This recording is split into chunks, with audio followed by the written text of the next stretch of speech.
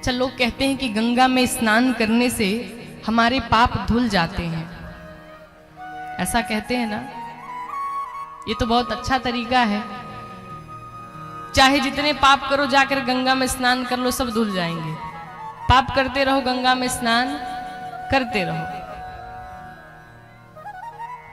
एक बार ऐसे ही एक व्यक्ति था, कहा अगर गंगा नहीं होती तो इस धरती पर इतना पाप नहीं बढ़ता। गंगा मैया से जाकर के पूछा, ये बताइए गंगा मैया, आप ऐसा क्यों करती हैं, सबके पाप अपने पास क्यों रख लेती हैं? अगर आप अपने पास नहीं रखती तो लोग इतना पाप नहीं करते। गंगा मैया ने कहा, हम नहीं रखते हैं। फिर आप क्या करती हैं? गंगा मैया ने कहा, मैं तो नदियों में बहा देती हूं।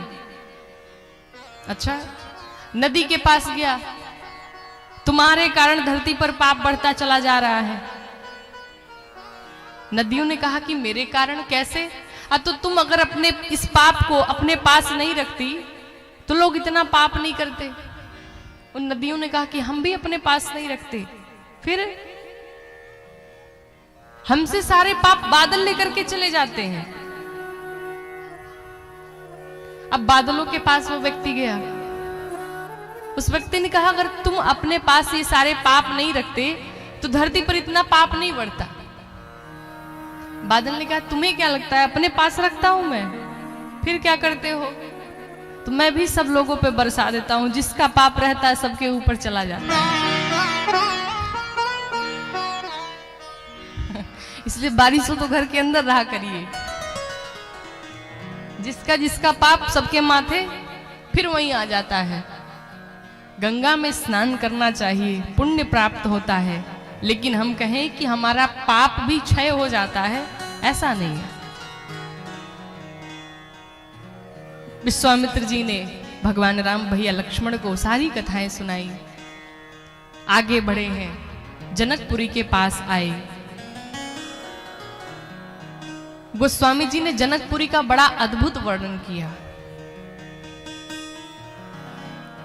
जनकपुर के वासियों का अद्भुत वर्णन किया। क्या कहा कि पूरा नारा नारी सुभग सूचि संता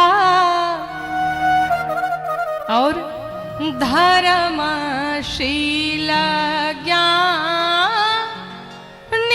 गुणवंता।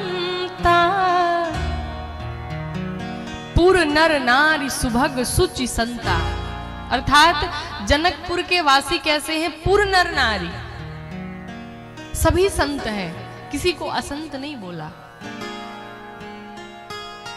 अयोध्या के लिए गोस्वामी जी ने ऐसा नहीं लिखा कि अयोध्या में जितने लोग रहते सब संत हैं।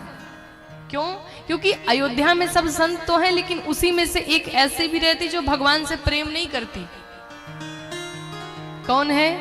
नाम मंथरा मंदमती चेरी कई के।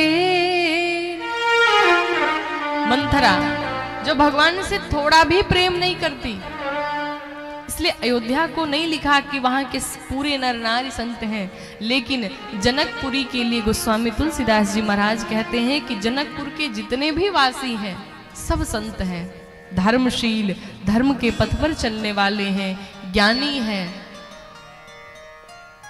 अद्भुत लोगों का दृश्य देखा गोस्वामी जी ने।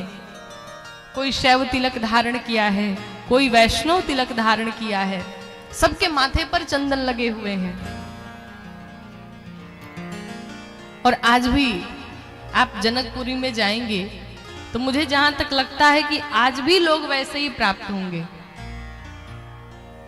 अभी पिछली साल हम लोग लॉकडाउन के समय मधुबनी बिहार में कथा करने गए थे। अद्भुत लोगों का प्रेम देखने को मिला। वाकई में लग रहा था कि हम लोग मिथिला में आए हुए हैं, इतना लोगों का प्रेम।